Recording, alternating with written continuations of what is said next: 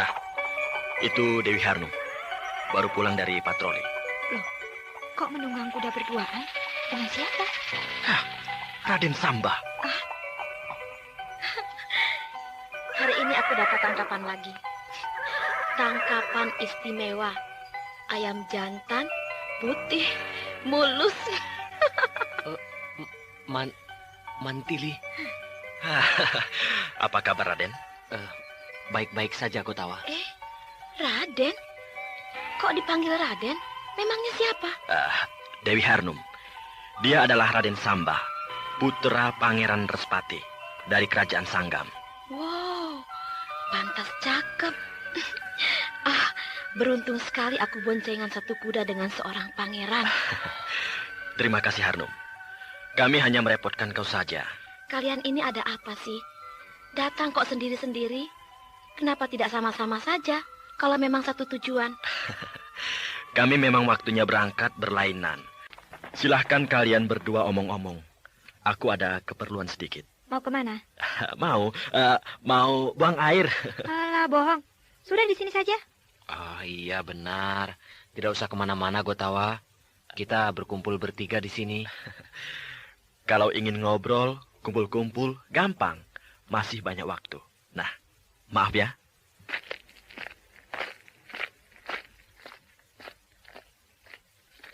Mantili.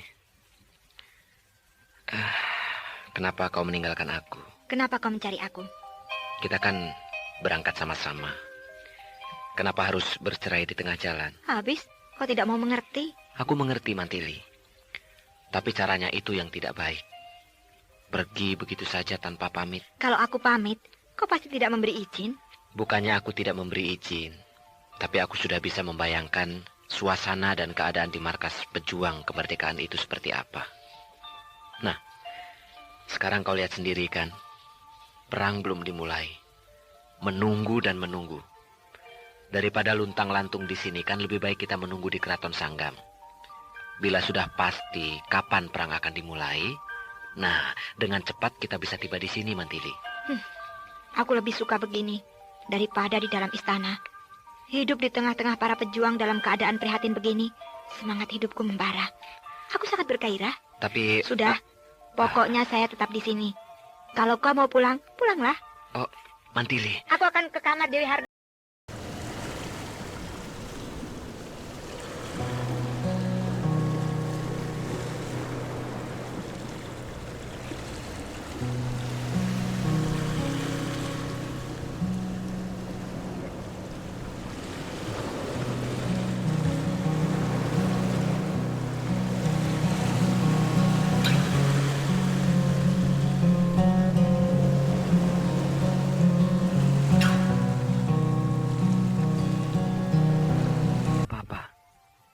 Tidak ada angin, tidak ada badai. Tiba-tiba saja dia sepertinya benci pada saya. Mungkin dia jenuh dengan suasana keraton. Sebab diam-diam, dia itu, maaf, jiwanya agak liar. Raden kan tahu sendiri, cita-citanya ingin jadi seorang panembahan wanita yang memiliki padepokan. Wataknya memang sama dengan kakaknya, Kakang Brahma. Tapi Kakang Brahma bisa berubah. Kenapa Mantili tidak? Maksud Raden? Kakang Brahma juga tidak mau jadi raja. Dia ingin tetap jadi pendekar. Paling tidak menjadi petani. Tapi ternyata cita-citanya itu bisa dia kesampingkan dan mau jadi raja. Apakah Raden juga menghendaki Mantili seperti itu? Iya. Saya ingin dia mendampingi saya di dalam perjuangan saya memajukan kerajaan Sanggam. Ya. Kalau begitu, Raden harus punya alasan yang kuat, seperti Brahma. Demi panggilan tanah air, bangsa dan kerajaan, Brahma meninggalkan cita-citanya yang semula, lalu bersedia menjadi raja. Ya, saya pun begitu, Gotawa. Saya sudah dicalonkan menjadi Mangku Bumi Mahapatih Kerajaan Sanggam. Bahkan mungkin menjadi raja. Sebab Baginda Raja Sanggam tidak punya keturunan. Nah, apakah panggilan tanah air itu bisa saya kesampingkan? Bila demikian, Raden harus sabar. Jangan tergesa-gesa, perlahan-lahan saja. Sedikit demi sedikit, ditanamkan pengertian tersebut pada Mantili, lambat laun, pasti dia akan mengerti keinginan Raden. Iya, iya. Saya akan mencobanya.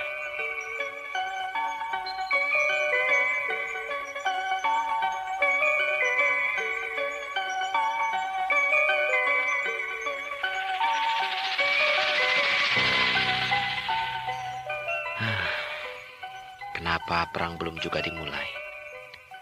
Cepat perang berarti cepat beres. Dan aku bisa cepat pulang ke kerajaan Sanggam. Aku sudah mulai jenuh. Tiap hari hanya luntang-lantung. Kalau suasana antara aku dan Mantili hangat, ya, kurasa tidak apa-apa. Ini perang dingin, kaku. Nah, dalam suasana seperti ini, mana enak bagiku. Lama-lama bisa gila aku. Ayo, melamun. Dewi Harnum. Kok senangnya menyendiri? Aku juga senang kumpul-kumpul, rame-rame. Cuma saat ini aku sedang menikmati pemandangan di bawah sana. Indah sekali. Bohong. Ngelamun, bilang saja terus terang. Ngelamun kan tidak dilarang. Antar aku yuk. Kemana? Kemana saja. Loh kok? Aku juga tidak tahu mau kemana. Pokoknya jalan-jalan, muter-muter. Kalau tidak tahu mau kemana, mendingan di sini saja. Kalau aku tidak punya tujuan, buat apa aku menghampiri kamu di sini?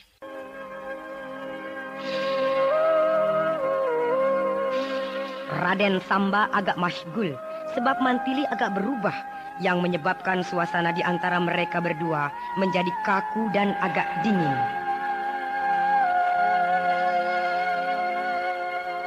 Dewi Harnum yang lincah dan periang mengajaknya sekedar jalan-jalan, menikmati pemandangan di sekitar Bukit Unggas itu. Kenapa Mantili jadi bersikap demikian terhadap Raden Samba tanpa sebab musabab alasan yang kuat? Saya mendengar kerajaan Sanggam adalah negeri yang indah. Lalu, indah mana dengan kerajaan Niskala ini? Ya, sama. Bohong. Iya kok. Masa sama? Pasti berbeda ah. Nanti kalau aku katakan lebih indah negeri Sanggam, kau marah. Tidak marah, cuma dongkol. Kalau perang sudah selesai, aku ingin ke kerajaan Sanggam. Boleh tidak? Kenapa tidak? Dengan tangan terbuka aku akan menerima kau. Oh ya? Iya. Terima kasih ah. Kembali. Ada apa? Ada kelinci. Mana? Lari ke semak-semak itu. Oh ya? Ayo kita tangkap. Kau suka daging kelinci? Oh, bukan suka lagi. Lebih dari suka. Ya, ayolah. Kau gebrak semak-semak itu. Kalau kelincinya melompat, aku sambit pakai batu ini. Iya, masa mau disambit pakai ini, singkong?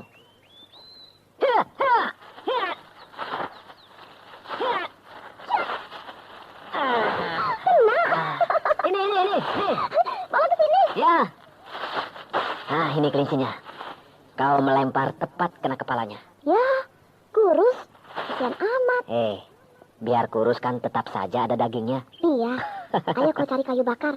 Aku yang mengulitinya. Iya.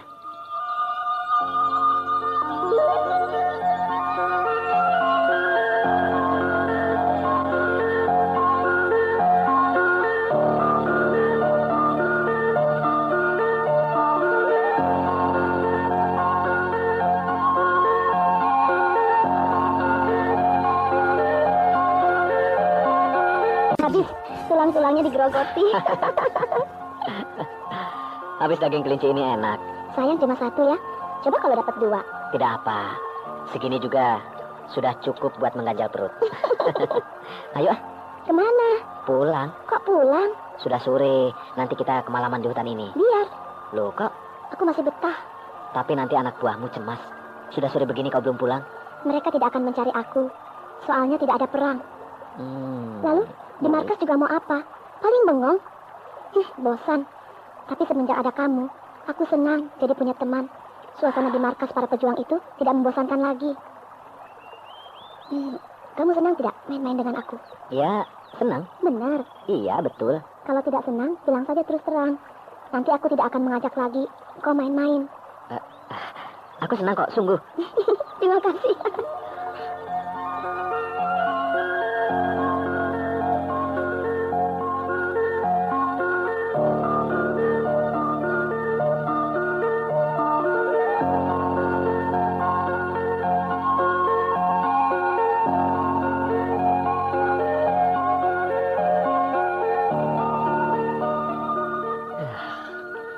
Matahari sudah bersembunyi ke balik gunung.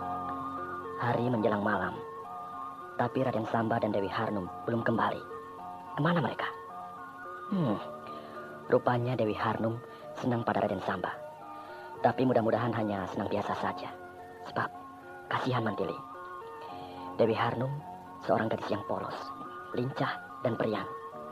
Rupanya sifatnya itulah yang bisa membuat Raden Samba terhibur dari kemaskulan hatinya terhadap Mantili. Itu mereka datang. Ya, Raden Samba dan Dewi Harnum sudah datang. Wajah Dewi Harnum nampak gembira sekali. Sedangkan Raden Samba biasa-biasa saja. Nah, mereka berpisah. Dewi Harnum menuju ke kemahnya. Dan Raden Samba menuju ke sini. Raden, Gotawa. Dari mana Raden? Saya diajak muter-muter oleh Dewi Harnum. Oh iya? Iya. Dan saya tidak bisa menolak. Sebab dia sangat baik. Iya, memang tidak baik Raden menolak ajakannya. Sebab kita tamu dan dia tuan rumah. Iya. Oh ya, Mantili mana? Ada di dalam kemahnya. Sedang apa dia ya? Entahlah, mungkin sedang membaca buku. Kalau saya menjumpai dia, kira-kira bagaimana ya? Saya kira tidak apa-apa. Tapi saya ragu.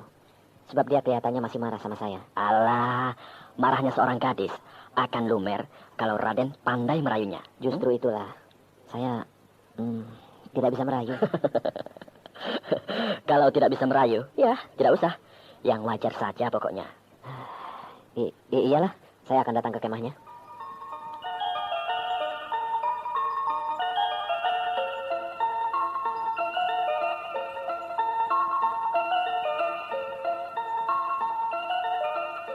Sampurasun. Sampai.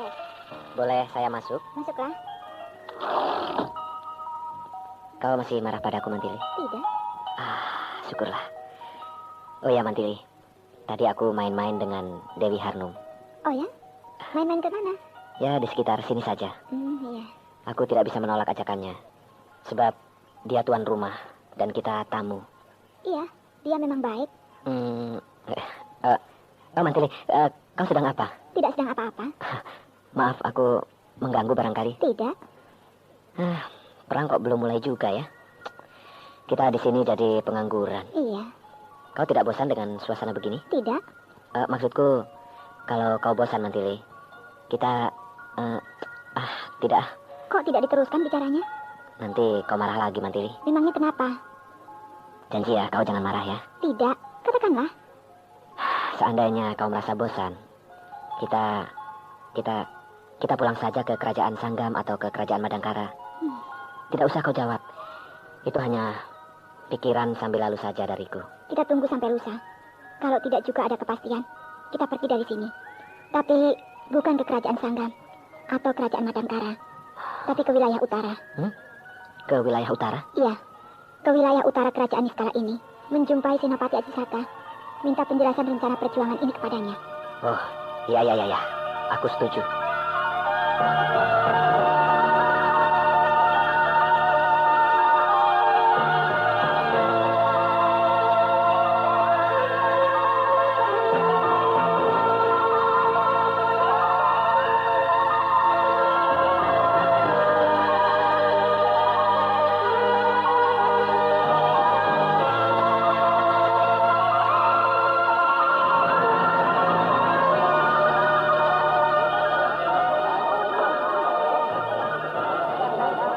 Ada apa Dewi Harnum hari ini mengumpulkan semua pasukannya?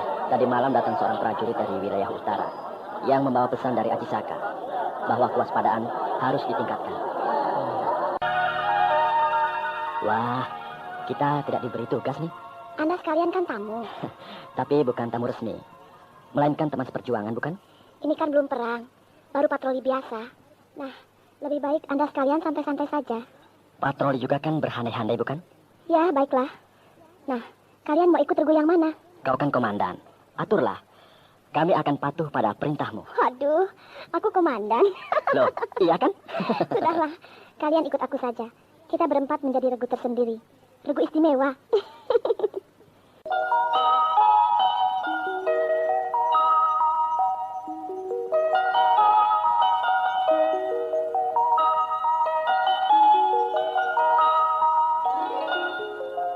Nah, berada di puncak Bukit Unggas.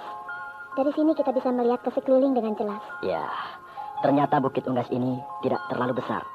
Sehingga kita bisa melihat anak buahmu yang menyebar ke 4 penjuru dari sini. Bukit Unggas ini memang kecil, tapi sangat penting artinya bagi kerajaan Niskala. Sebab merupakan pintu gerbang wilayah selatan yang menghadap ke arah kerajaan Kuntala. Jadi kalau ada serbuan dari kerajaan Kuntala, Bukit Unggas inilah yang merupakan benteng pertama. Pantas kakakmu Ajisaka menempatkan kau sebagai komandan di wilayah selatan ini. Soalnya aku hebat. Mantili, Samba, kenapa kalian diam saja? Ayo cerita-cerita biar tambah ramai. Cerita apa, Harnum? Ceritaku sudah habis. Cerita apa saja, pokoknya yang ramai. Nantilah, aku mencari bahan cerita dulu. Kalau begitu, Samba, ayo cerita. Ada-ada saja, aku kan bukan pengarang. Kalau untuk bercerita tidak perlu jadi pengarang dulu. Langsung saja, iya kan? Ya, iyalah. Dengarkan ya. Pada zaman dahulu, entah zaman apa namanya, aku juga tidak tahu soalnya. Bisa juga kau melucu. Kan, belum. Sudah pada tertawa ini. Habis pakai nanya segala. Kalau tidak tahu zaman apa, ya sudah. Langsung saja pada inti cerita. Oh iya. Ada seorang Raja Jin. Masa jin seorang? Jin kan bukan orang. Ini mah begini. Kau motong terus sih. Iya kan, Gotawa? Jin manusia bukan? Bukan. Manusia ya manusia. Jin ya jin.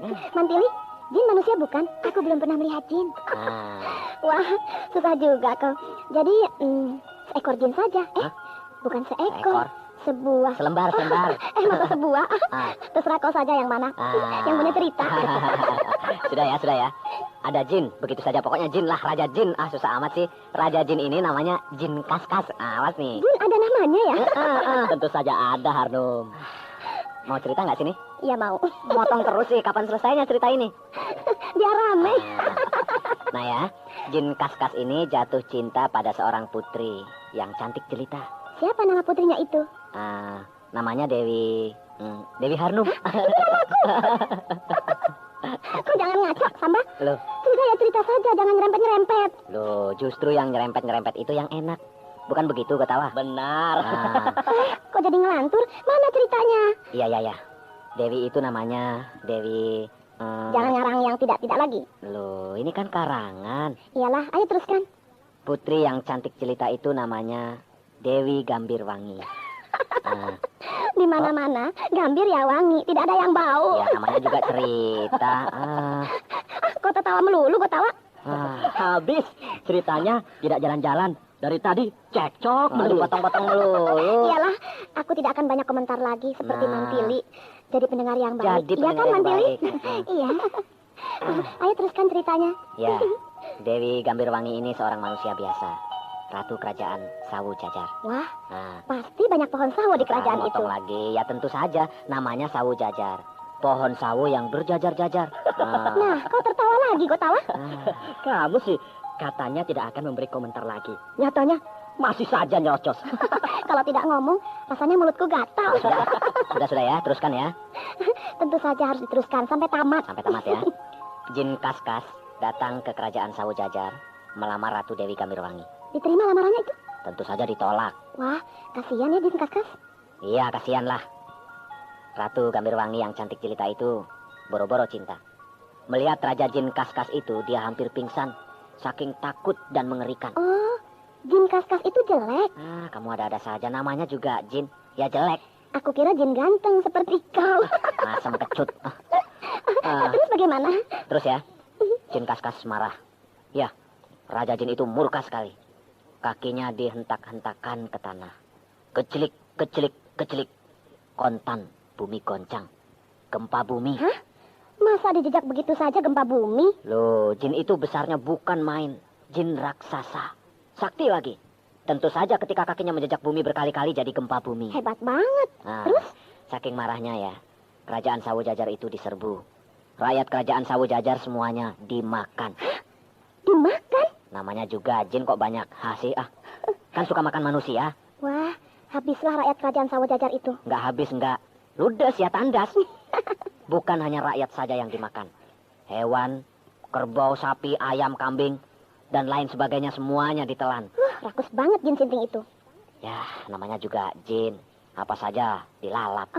Lalu Dewi Gambirwangi juga dimakan? Sebenarnya mau dimakan, tapi tidak. Oh, tidak? Iya, hanya satu orang yang masih hidup. Ya ratunya itu, Dewi Gambirwangi. Kesian dia. Lalu? Dewi Gambirwangi menangis terseduh-seduh.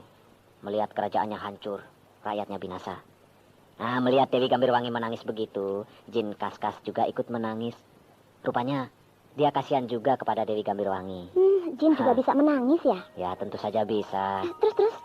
1 bulan Jin Kaskas menangis. Air matanya tak henti-hentinya mengalir. Maka banjirlah di muka bumi. Banjir? Ya, dunia dilanda banjir besar.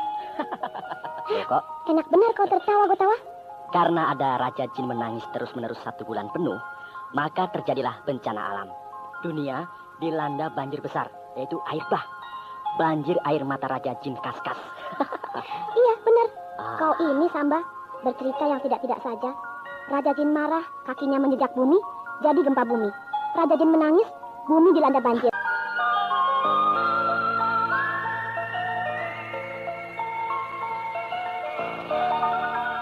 Para muda pejuang kemerdekaan itu bercengkerama, bersenda gurau, tertawa riang gembira di Bukit Unggas, tempat basis Maskar mereka.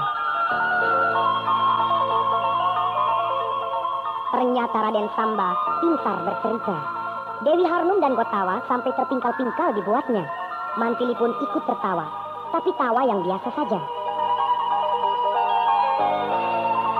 Apakah Raden Samba bercerita lucu tersebut hanya sekedar untuk menghibur dirinya sendiri yang sedang duka, ataukah memang ingin sekali membuat Dewi Harnum gembira? Bayangkan saja ya, hanya 1 jin, bumi dijejak, terjadi gempa bumi. Dia menangis, dunia banjir. Kalau ada 10 jin saja, jadi apa dunia ini? Tidak disangka, Raden Samba ini diam-diam pintar bercerita juga. Diam-diam? Genit juga. Itu lihat, menjangan. Oh iya, menjangan. Iya, 5 ekor. Wah, besar-besar lagi. Wah, dapat 1 saja. Cukup untuk makan 1 minggu. Ayo kita tangkap. Ayo.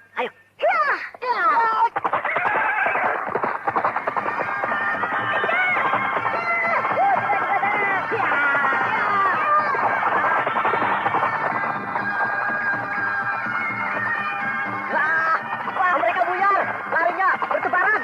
Itu saja yang 1 ekor yang paling gemuk yang ditangkap. Iya, dia lari ke sana. Ayo kejar.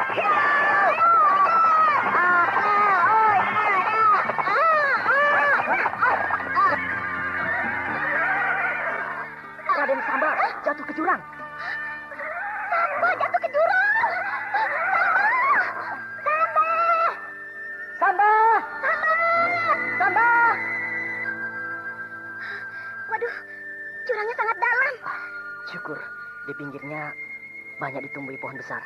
Mudah-mudahan dia tersangkut dan tidak terhempas ke dasar jurang. Aku akan turun ke bawah. Tidak, aku saja. Jangan, kalian berdua tunggu di sini. Biar aku yang menuruni jurang ini. Suaranya. Samba! Jangan ada yang turun. Aku akan naik sendiri. Syukurlah, dia selamat. Ya, dia bisa berteriak. Berarti tidak mengalami cedera. Ya, dan kita jangan ada yang turun. Biar dia sendiri yang akan naik. Raden Samba pasti bisa melompat ke atas, mempergunakan ilmu meringankan tubuh. Iya.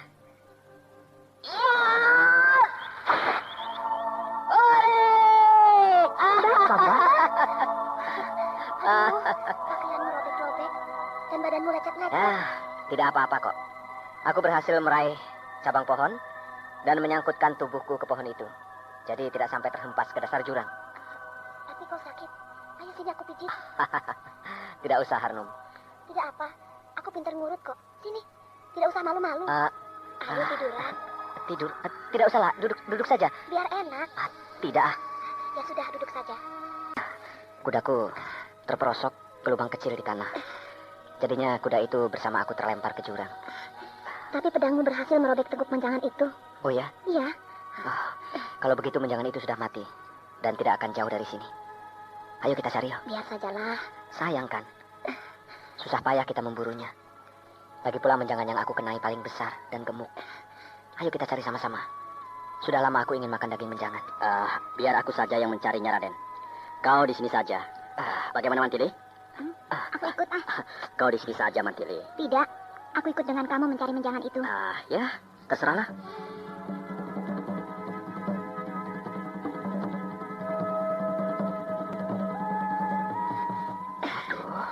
Jangan keras-keras. Pelan-pelan saja mijitnya. Kalau pelan-pelan lama sembuhnya.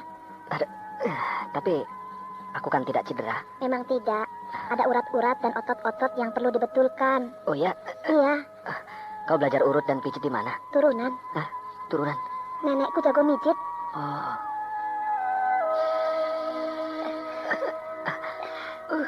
Aduh, sakit. Sakit-sakit enak. Pokoknya kalau dipijit sama aku, pasti ketagihan. Aku mau ketagihan. Asal kau tetap mau memijitku. Aku mau, apalagi memijit laki-laki cakep. Nah, mereka datang. Pijitnya sudah. Nah, ini menjangannya. Wow, besar. Iya, cukup untuk persediaan makanan 1 minggu. Ayo kita kembali ke markas. Kita masak menjangan itu. Iya.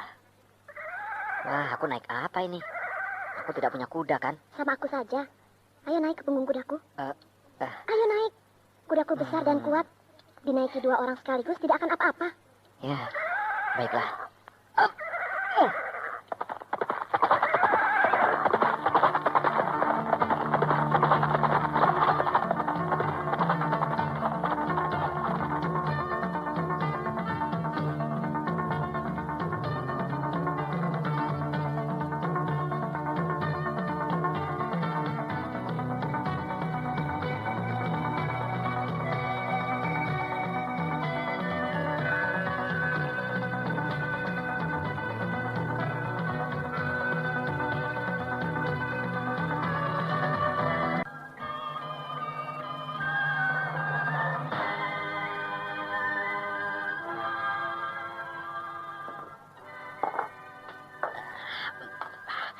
Memang benar kata orang, daging menjangan paling enak dibanding dengan binatang manapun. Kalau begitu, kau harus pindah ke Padang Bintang, Gotawa. Memangnya kenapa? Di Padang Bintang, menjangan banyak sekali.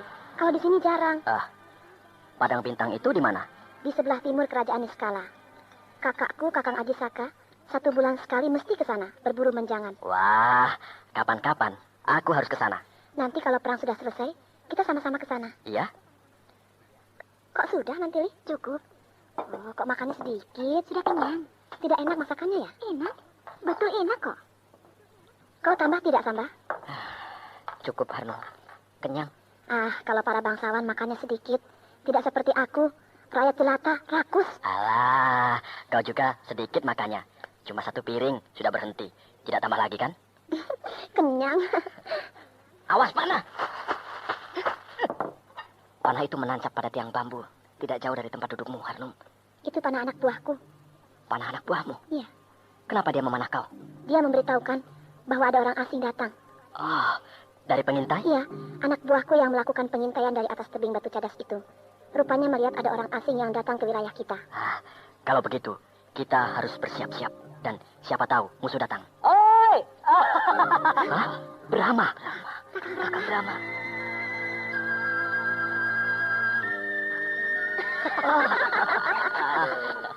Apa kabar, Mantili? Raden, Gotawa? Baik, Kakang. Baik, Kakang. Syukurlah. Harnum, inilah tuanku Brahma, Raja Madangkara. Bagaimana kabarnya Ramanda dan Ibunda, Kakang? Sehat walafiat. Syukurlah. Tapi seperti yang kita duga, Ramanda dan Ibunda tidak mau tinggal di istana. Lalu di Kampung Jamparing? Benar. Wah, pasti Kampung Jamparing geger. Wah, bukan geger lagi, Mantili. Gempar. Rakyat berbondong-bondong datang, menghaturkan sembah pada Ramanda dan Ibunda. Rakyat sangat bersuka cita. Kedua orang tua kita sudah kembali. Saya bisa membayangkannya. Paman dan Bibi Anda, Pak Arum dan Bu Arum, pasti menangis terseduh-seduh. Paman dan Bibi Arum hampir pingsan. Mereka tidak percaya. Ibarat mimpi, kedatangan Ramanda dan Ibunda. Puji syukur. Ramanda dan Ibunda diterima oleh rakyat dengan penuh kehangatan. 7 hari 7 malam rakyat Madangkara pesta, merayakan kembalinya kedua orang tua kita. Tiap hari tamu datang. Para pembesar keraton semuanya tumplek ke Kampung Jamparing. Sayang kita berada di sini ya. Kalau tidak, kita pun ikut menyaksikan kebahagiaan itu. Tidak apa, Raden Sambah. Karena memang sudah begitulah hukumnya yang paling utama dari para pendekar. Harus berani dan bersedia merasakan pahit paling awal. Dan merasakan manis paling akhir. Iya, benar Kakang. Kitalah yang paling menderita. Waktu membebaskan Ramanda dan Ibunda dari cengkraman kerajaan Kuntala. Waktu tenaga bahkan jiwa kita pertaruhkan. Musuh tak henti-hentinya menggempur kita. Ribuan panah, tombak, pedang, bahkan beberapa jenis ilmu kedikjayaan dari beberapa tokoh golongan hitam yang berilmu tinggi. Berhasil kita atasi, meskipun dengan susah payah. Kemudian kita menjadi lega dan bersyukur bahwa usaha kita tidak sia-sia. Perjuangan kita membuahkan hasil yang gemilang. Itulah letak kepuasan kita. Perkara yang datang kemudian berupa puji dan sanjung, ataupun sajian pesta pora, adalah merupakan yang kedua. Begitulah Raden. Daulat Kakang. Aduh, dasar raja. Biar masih muda, bicaranya tinggi sekali. Aku sampai berpikir keras untuk bisa menangkap maknanya. Kakang Brahma, Kakang datang ke sini, apakah ada sesuatu yang maha penting, Kakang? Mandili. Pertama, aku rindu pada kalian. Kedua, aku membawa berita yang teramat penting, yang menyangkut masa depan kerajaan-kerajaan terjajah. Berita apa itu, Kakang? Di kerajaan Kuntala telah terjadi kudeta. Hah? Kudeta? Ya, perebutan kekuasaan. Siapa yang melancarkan kudeta, Kakang? Tumenggung Raksa. Oh, Tumenggung Raksa. Tumenggung Raksa bersama 10 orang Tumenggung lainnya, tokoh-tokoh teras pemerintahan kerajaan Kuntala, berhasil merebut kekuasaan tanpa pertumpahan darah. Kudeta tanpa pertumpahan darah. Ya, sebab didukung sepenuhnya oleh angkatan perang kerajaan Kuntala. Ya, pantas. Kalau begitu, Panglima Perang Arya Rongkah ikut terlibat dalam perebutan kekuasaan itu, Kakang. Benar. Dia mendukung Tumenggung Raksa. Hebat Tumenggung Raksa itu. Bisa mendapatkan dukungan dari semua tokoh penting. Iya. Dia sedang mengalami masa jaya. Inilah kesempatan yang paling baik untuk menggempur kerajaan Kuntala. Benar, Dewi Harnum. Untuk itulah aku menemui kakakmu, Bang Bara Acisaka di wilayah utara. Jadi, Anda sudah berjumpa dengan kakak saya? Sudah. Sebab dari Madangkara, aku langsung menuju ke wilayah utara, menemui kakakmu. Bagaimana katanya? Besok pagi, kerajaan Niskala diserbu. Oh, besok pagi? Ya, besok adalah hari yang paling bersejarah. Sebab bukan hanya di sini, di kerajaan Niskala akan terjadi perang kemerdekaan.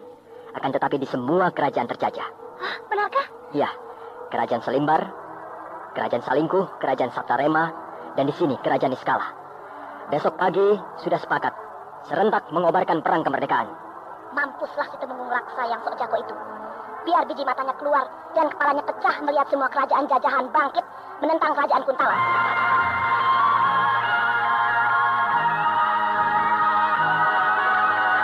Di saat kita baru saja melakukan kudeta dan belum pulih dari suasana yang cukup membuat goncang kerajaan Kuntala, sibuk melakukan pembenahan di sana-sini, mereka, kerajaan-kerajaan jajahan, semuanya bangkit. Perang kemerdekaan berkobar di mana-mana. Tumenggung Raksa, maksud saya Baginda Raksa akan diuji kemampuannya. Iya, begitu jadi raja, langsung dihadapkan kepada persoalan-persoalan yang bisa bikin kepala botak. Kalau cuma satu kerajaan yang memberontak, enteng. Tapi kalau 6 kerajaan sekaligus, wah, biar besar dan kuatnya kayak apa, angkatan perang kerajaan Kuntala itu tidak mungkin akan sanggup membagi kekuatannya menjadi 6 bagian kekuatan yang bisa diandalkan kehebatannya. Terserahlah, bagaimana kebijaksanaan raja kita yang baru itu.